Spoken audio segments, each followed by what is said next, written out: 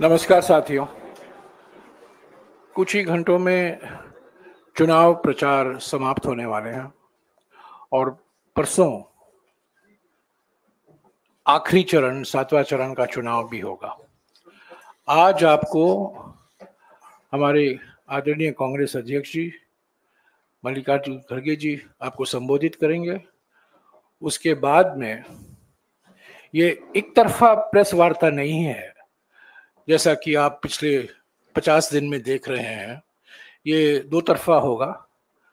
ये बयान देंगे, आप सवाल पूछेंगे और सभी सवालों को जवाब आपको खड़गे जी देंगे। मल्लिकार्जुन खड़गे जी। कुछ बचे कुछ तो आप भी दे दो।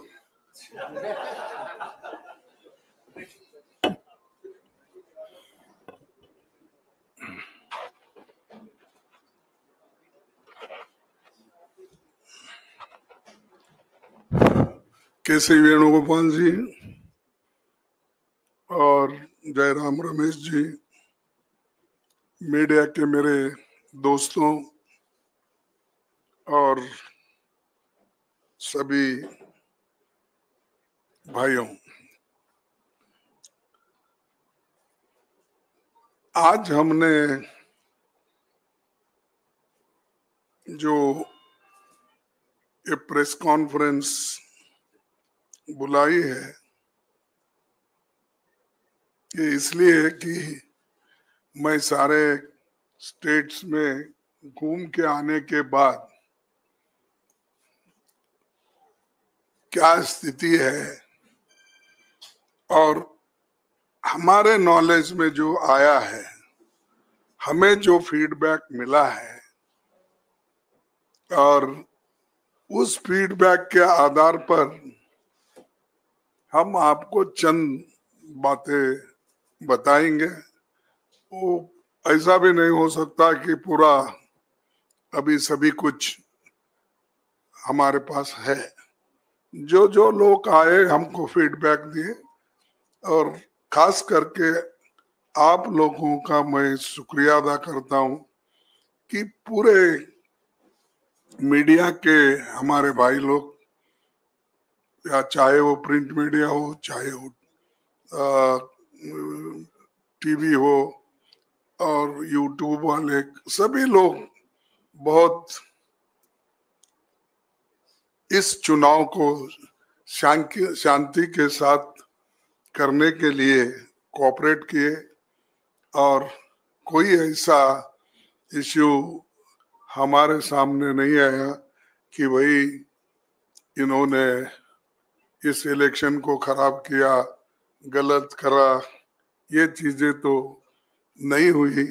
इसीलिए मैं पहले आपको सभी को धन्यवाद देता हूं और सभी मीडिया के हमारे जितने भी फ्रेंड्स है, रियली आई थैंक देम। ये कल प्रधानमंत्री मोदी जी ने सारी दुनिया को ये बताया कि उनको महात्मा गांधी के बारे में रिचर्ड एटनबर्ग की फिल्म देखने के बाद पता चला। मुझे हंसी आती है कि एक फिल्म देने के बाद दुनिया को महात्मा गांधी जी का परिचय हुआ। ये कहना एक प्रधानमंत्री जी के लिए मैं समझता हूँ क्या अज्ञान समझो, या वो पढ़े नहीं महात्मा गांधी के बारे में। कम से कम हमारे वक्त तो ये था कि नॉन डिटेल था महात्मा गांधी जी के ऊपर, और अगर पढ़ते या पढ़े होंगे मेरे को मालूम नहीं, ये ऐसी बातें नहीं बोल सकते थे। सारी दुनिया जानती है महात्मा गांधी जी को। यूएनओ के सामने स्टैच्यूज है और जैसा कि बहुत से नेता लोग महात्मा गांधी जी का गुणगान करके कम से कम 80-90 देशों में उनकी स्टैचू है। यूएनए से लेकर हर जगह, हर कंट्री में जहां पर भी जद्दोजहद हो गई है और जो अहिंसा के आधार पर जो वो लोग आजादी पाए उन लोगों को सबको मालूम है, लेकिन किस वजह से हमारे देश के प्रधानमंत्री ये बात कही, ये मुझे बहुत आश्चर्य लग रहा है। और ऐसा ही हो सकता है जैसा महात्मा गांधी जी जो काम किए, जो कहे, उसके बारे में पता नहीं है, तो मैं समझता हूँ संविधान के बारे में भी उनको पता नहीं होगा, नहीं तो ऐसा बातें बोलते नहीं थे। और आज दुनिया में महात्मा गांधी जी का जो नाम लिया जाता है वो इस देश के आजादी दिलाने में और इस देश को बनाने में, और गरीबों की वो बात करते थे, अहिंसा की, विकास की, और यहाँ तक कि उन्होंने अपने आजादी के बाद आप कैसे देश को देखना चाहते हैं तब पूछा, तो उन्होंने कहा कि मैं ऐसा देखना चाहता हूं जो भी गरीब है, जिसके आंखों से पानी निकलती है, वो उसके आंसू पूंछने का काम जरूर होना, और हर एक को पेट भर के खाना मिलना, कपड़ा मिलना, मकान रहना, ये उनका एक स्वराज की कल्पना थी और स्वराज के लिए वो लड़े लाए। इसीलिए हम उनको नमन करते हैं। और जो लोग मोदी जी या और कोई भी बीजेपी में है, उनको अगर ये वो इग्नोरेंट है, तो मैं यही करूँगा कि कम से कम अब तो वो जरा फुर्सत मिलती है 4 तारीख के बाद, जून 4 तारीख के बाद, जब फुर्सत मिले तो उनकी ऑटोबायोग्राफी और उसके बाद ट्रुथ क्या है अपना एक, एक्सपेरिमेंट ऑन ट्रुथ, तो विथ ट्रुथ। सो ये जो नॉन डिटेल्स थे हमको पहले, तो कम से कम वो पढ़ ले के ठीक ठाक से गांधीयन हो जाए, ये हमारी अपेक्षा है। सिर्फ विवेकानंद के इस पे जाके बैठने से या समंदर में डुबकी मारने से या गंगा में डुबकी मारने से ये ज्ञान नहीं आता, इसको पढ़ना भी पड़ता है, सोचना भी पड़ता है। इसीलिए मैं आपके सामने उनके बड़े जो विचार रखे उन्होंने देश के सामने, ये बताना चाहता हूँ। और हम हमेशा, जो गांधी जी अहिंसा की पॉलिटिक्स करते थे, उन्होंने कभी भी नफरत की पॉलिटिक्स नहीं की और किसी के ऊपर उनका नफरत नहीं था। तो आज का जो हमारे मोदी जी का जो कोशिश है, वो सब नफरत से भरा हुआ है, और बगैर कोई भी बात करने दो, वो उसमें थोड़ा सा तो नफरत रहता ही है। तो हम एक सर्वोदय, सबकी भलाई हो, इस पे हम ध्यान देते हैं। और साथियों, आज शाम चुनाव प्रचार खत्म हो जाएगा 6 o'clock।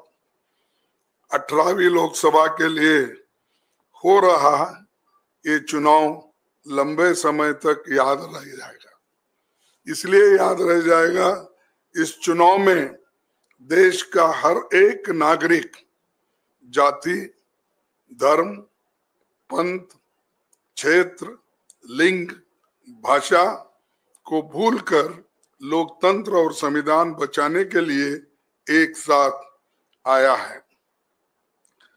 प्रधानमंत्री और भाजपा के प्रमुख नेताओं ने लोगों को धार्मिक और विभाजनकारी मुद्दों को ऊपर गुमराह करने के अनगिनत प्रयास किए। इसके बावजूद लोगों ने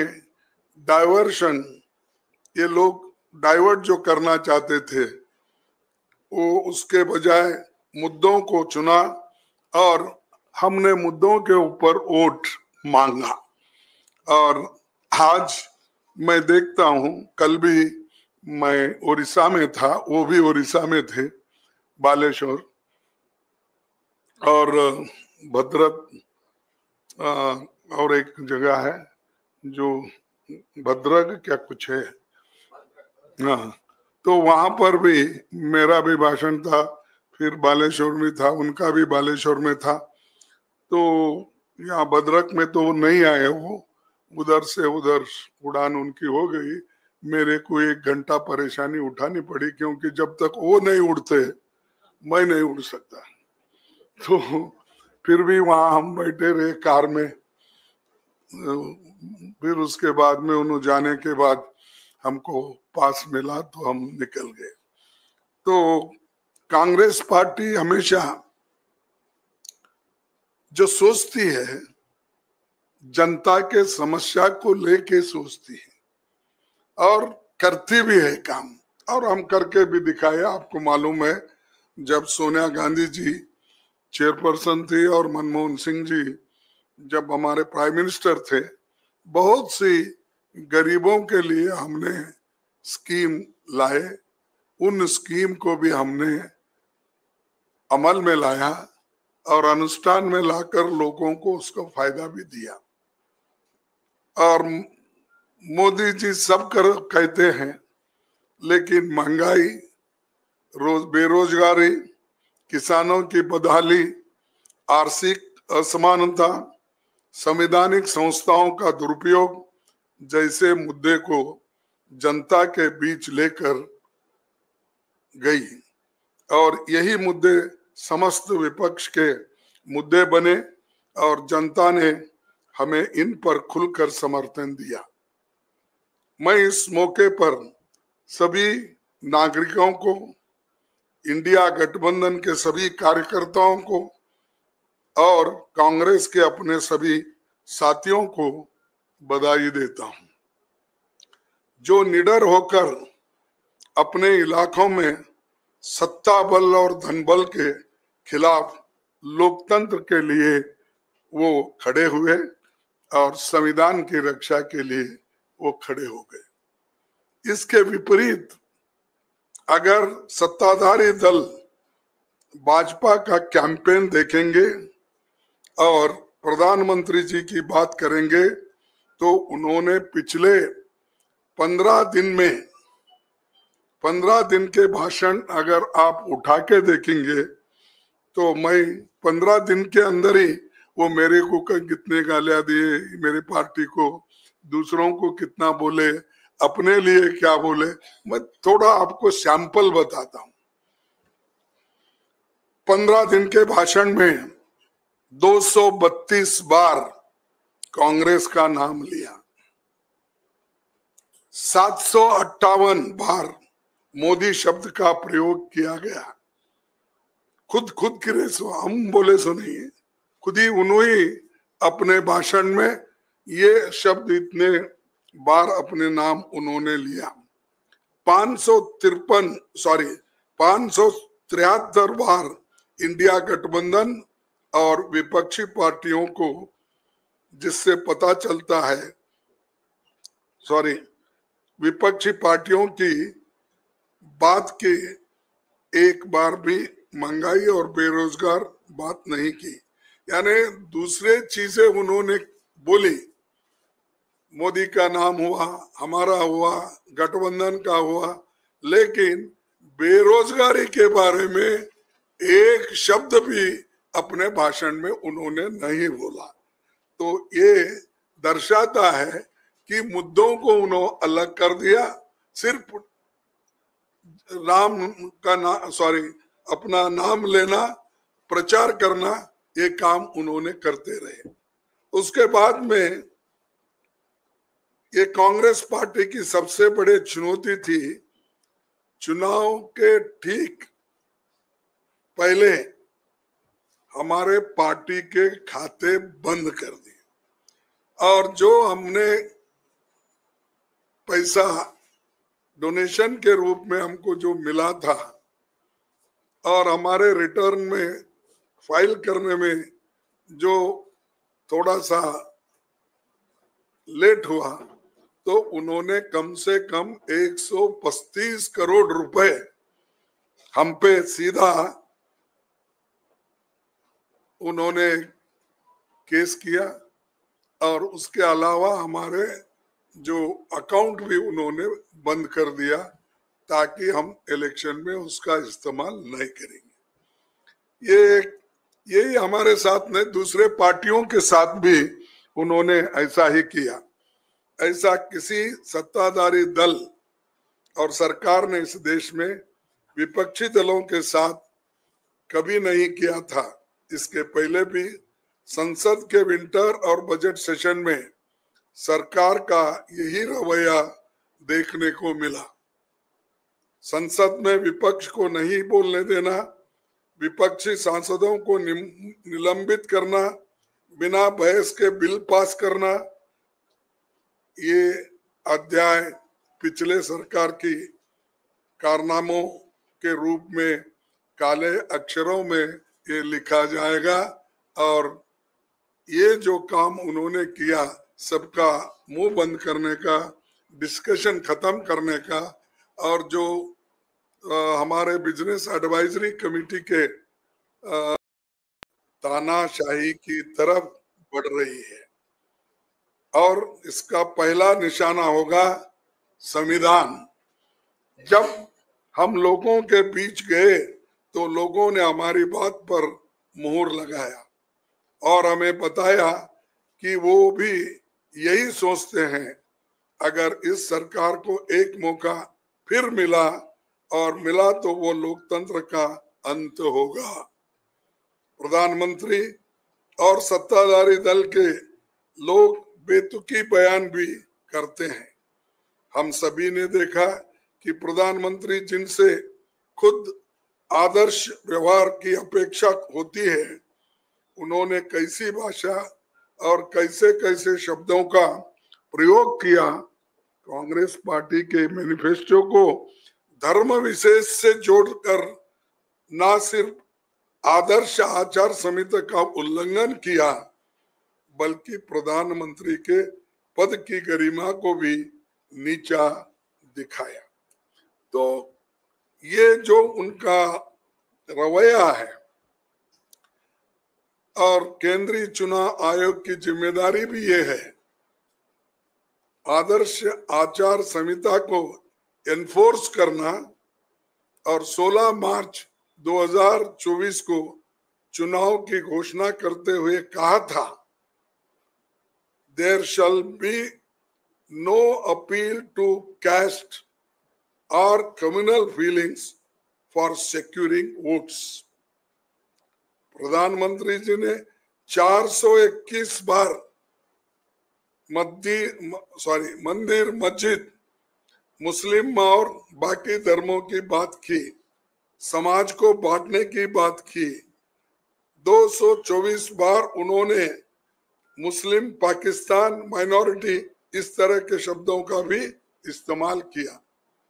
मैंने कहा प्रधानमंत्री खुद 421 बार इस मंदिर और मस्जिद के बारे में किया। 224 बार उन्होंने मुस्लिम, पाकिस्तान, माइनॉरिटी की बात की। लेकिन सीसी इसको जो उन्होंने पहले कहा था, there shall be no appeal to caste और communal feelings of securing votes बोले थे। अब इनके आंकड़े मैं दे रहा हूं इसीलिए कि कम से कम लोगों को मालूम होने दो कि किस तरीके से ये चल रहा है। और केंद्रीय चुनाव आयोग के जिम्मेदार इसके लिए वो भी जिम्मेवारी है और आचरण का निष्पक्ष आकलन प्रत्येक भारतीय की अंतरात्मा या आने वाला समय ही कर पाएगा। आखिरी में जो सबसे महत्वपूर्ण बात कहना ये जरूरी है कि एक बार बाबा साहब अंबेडकर अपने संविधान सभा के आखिरी स्पीच का अंश मैं पढ़ता हूं जो उन्होंने कहा था। भक्ति in religion may be a road to the salvation of the soul. Bhakti in religion may be a road to the salvation of the soul. But bhakti in politics, bhakti or hero worship in a sure road to degradation and eventual dictatorship. ये बात constituent assembly के speech में, आखिरी speech में ये बाबा साहब अंबेडकर ने दोहराया था। और ये भक्ति और हीरो वर्शिप जो चल रही है इसमें तो आखिरी ये सभी लोग मिलके डिक्टेटरशिप इस देश में लाना चाहते हैं। और प्रधानमंत्री जी द्वारा खुद को अब भगवान का अवतार भी मान रहे हैं, बताने का प्रयास उनके लोगों ने कर रहे हैं। मैं किसी का नाम नहीं लेना चाहता हूं। सब लोग उनके प्रेसिडेंट से लेकर उनके कैंडिडेट्स और सभी ने उनको एक भगवान का स्वरूप दे रहे हैं और इसीलिए वो खुद को भी भगवान समझ रहे हैं।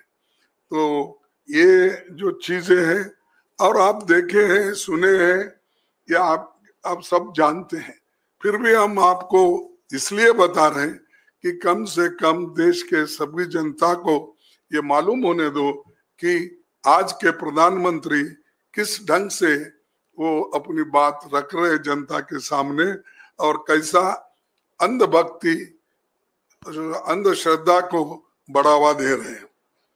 हमें विश्वास है कि 4 जून 2024 को इस देश में जनता एक नई वैकल्पिक सरकार का जनादेश देगी। हमें विश्वास है कि 4 जून 2024 को इस देश में जनता एक नई वैकल्पिक सरकार का जनादेश देगी। इसीलिए 2 बार पढ़ा मैं,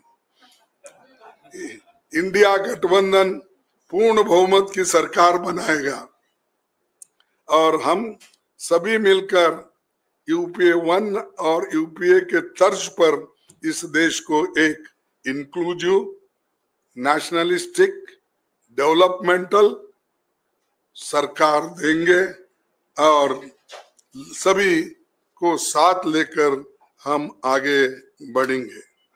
बस इतना कहते हुए मैं शांति के साथ आप सुनने से आप सबको धन्यवाद देता हूँ। शुक्रिया खड़गे जी।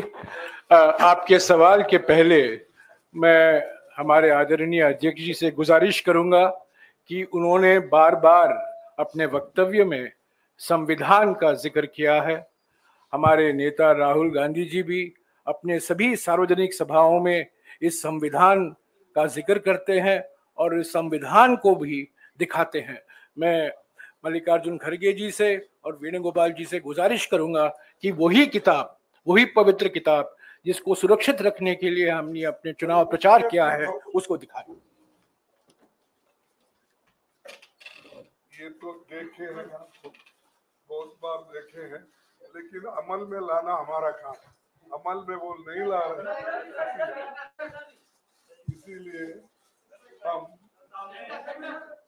इसको ठीक ढंग से अमल लाने के लिए इसकी बार बार हम दिखाकर लोगों से विनती कर रहे हैं। और ये जो इलेक्शन आज समाप्त हो रहा है इसमें सभी लोगों से भी हमारी विनती है, एक संविधान बचाने का और दूसरा लोकतंत्र को मजबूत रखने के लिए काम करना होगा, वोट देना होगा।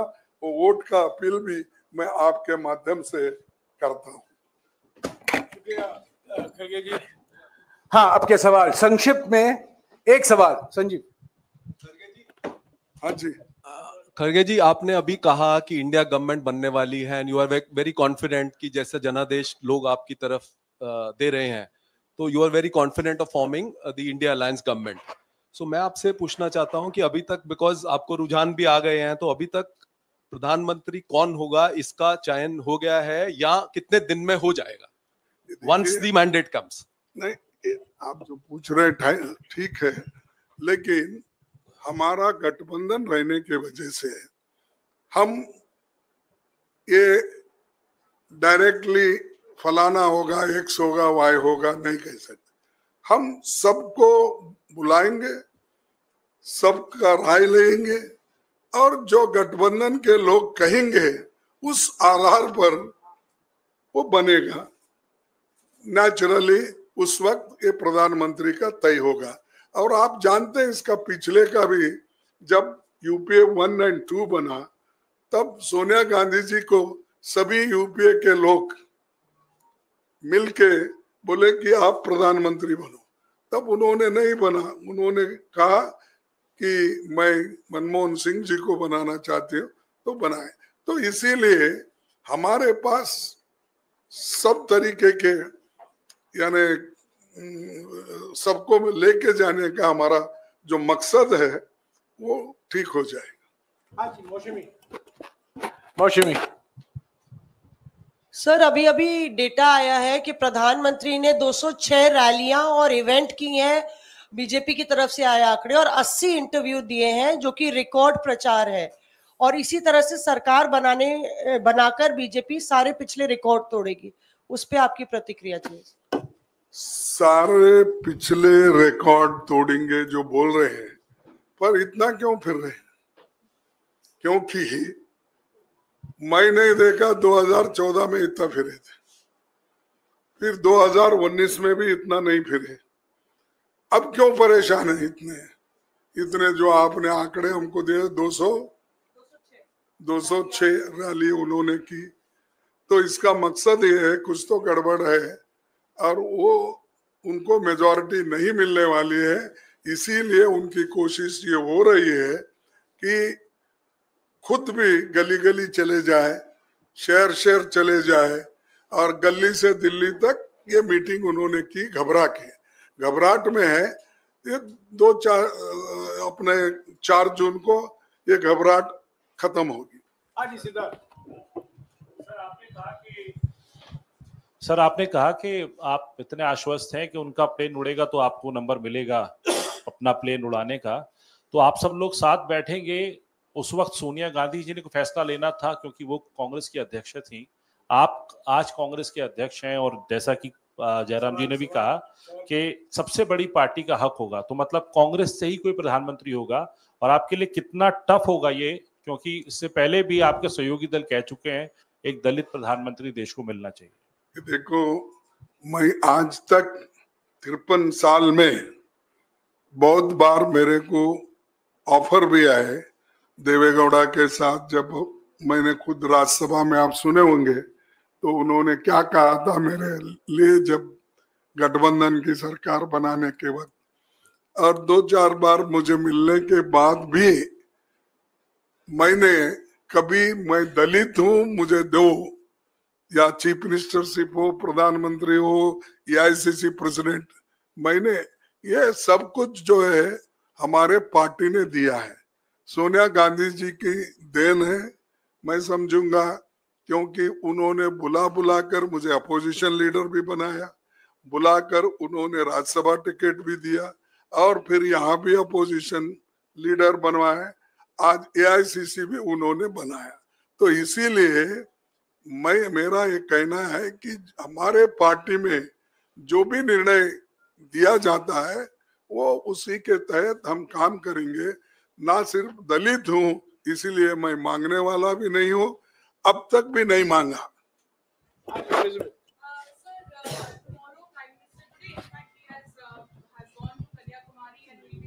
Meditation there. You have also, Congress party has approached the election commission also. What is going to be, because there has been no response from election commission, do you think this is clear violation of MCC and there should be some action that should be taken by election commission at this point? No, that already these people have represented. He will answer for this.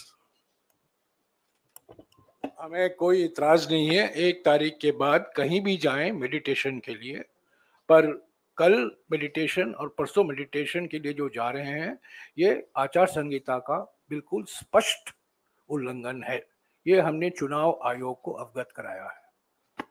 1 तारीख के बाद वो कहीं भी जाएं meditation के लिए, और 4 तारीख के बाद तो परमानेंट मेडिटेशन होगा उनको, क्योंकि वो निवर्तमान प्रधानमंत्री हैं। खरगे जी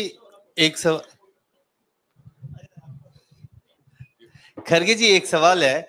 प्रधानमंत्री जी आज कहीं चुनावी सभा में थे, उन्होंने कहा कि 4 जून के बाद बड़ा पॉलिटिकल स्टॉर्म आने वाला है देश में। तो क्या आप डिकोड कर सकते हैं कि किस तरह का पॉलिटिकल स्टॉर्म होगा? और दूसरा एक छोटा सा सवाल ये है कि प्रधानमंत्री जी को मेडिटेशन पर जाने की जरूरत होती है, आप भी एक्सटेंसिव आपने प्रचार किया, क्या आपको भी अगले 1-2 दिन कहीं बाहर जाना है, कहीं आराम करना है, कोई मेडिटेशन करना है? देखिए, एक तो आपने पहला सवाल क्या पूछा? देखिए, प्रधानमंत्री जी ने कहा कि 4 जून के बाद, वो तो स्वेरिंग इन सेरेमनी का ओथ की तारीख भी बता रहे हैं कि 10 जून।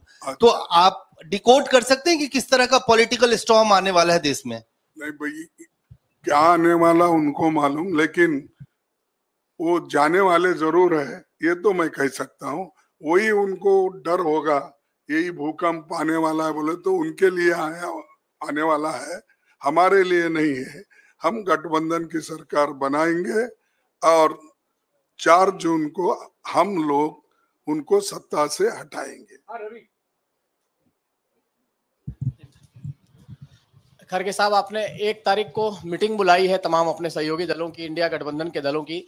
क्या एजेंडा होगा उस मीटिंग का? क्या उसमें प्रधानमंत्री के नाम को लेकर भी चर्चा होगी? और मैं एक और चीज पूछना चाह रहा था कि बार बार जयराम जी कहते हैं कि 140 का आंकड़ा जब जब आपने पार किया है तब आपने सरकार बनाया है या फिर सरकार बनाने से बीजेपी को रोका है? क्या 140 के आंकड़े को आप पार कर पा रहे हैं इस बार कांग्रेस पार्टी? ये देखिए, जब हम बीजेपी की सरकार को सत्ता में आने से रोक रहे हैं और मोदी जी को प्रधानमंत्री बनने से रोक रहे, इसलिए उतने आंकड़े हमारे पास है।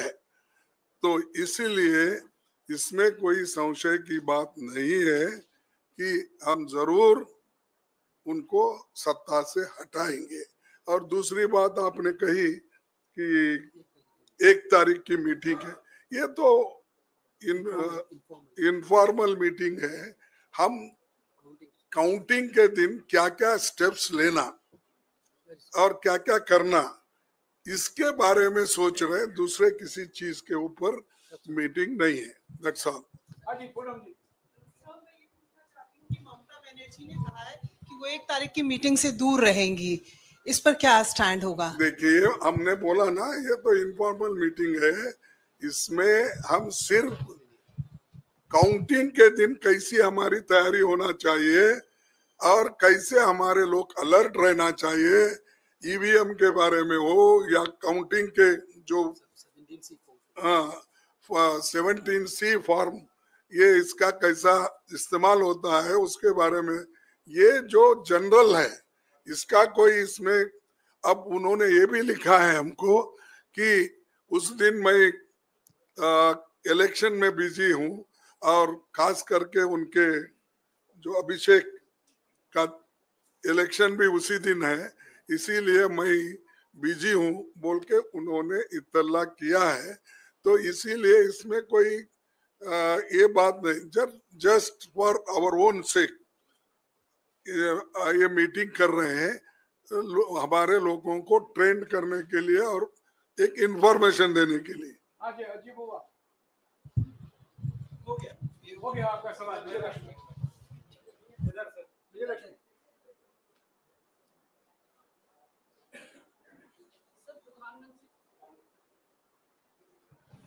सर, प्रधानमंत्री ने आज अपनी रैली में कहा कि अगले 125 दिनों का खाका उन्होंने तैयार कर लिया है जब सरकार बनेगी तीसरी बार, और उसमें 25 दिन जो हैं वो युवाओं पर केंद्रित होंगे, किस तरह की स्कीम्स होंगी, किस तबके के लिए क्या करना है, ये तय कर लिया है। आप लोग अगर कह रहे हैं कि आपकी सरकार बन रही है तो क्या आपने भी कोई रोड मैप तय कर लिया है अपने लिए? देखो, उन्होंने क्या करते हैं हम उधर देखते नहीं, हम क्या करने वाले हैं वो पूरा हमने बता दिया। हमारा गारंटी कार्ड आपके सामने है, वो काम हम शुरू करेंगे। तो इसीलिए मोदी को देखकर हम काम नहीं करते, हमारा खुद का एजेंडा है, हम वो इम्प्लीमेंट करेंगे। शुक्रिया खड़गे जी। वेणुगोपाल जी आप No. This tomorrow's meeting only, Congress President already told on first meeting, is only for discussing about the counting preparations. And this, we already told our state units to alert about the 17C form. Therefore, we have to have a review on that day about the 17C form collections and the counting day preparation. Nothing else is going to discuss. That is an informal meeting. We informed major political party leaders all. Well, this is most of them are coming. Rightly, Congress President told about the inconvenience Mamdaji put forward. That's what. This is on first. Thank you.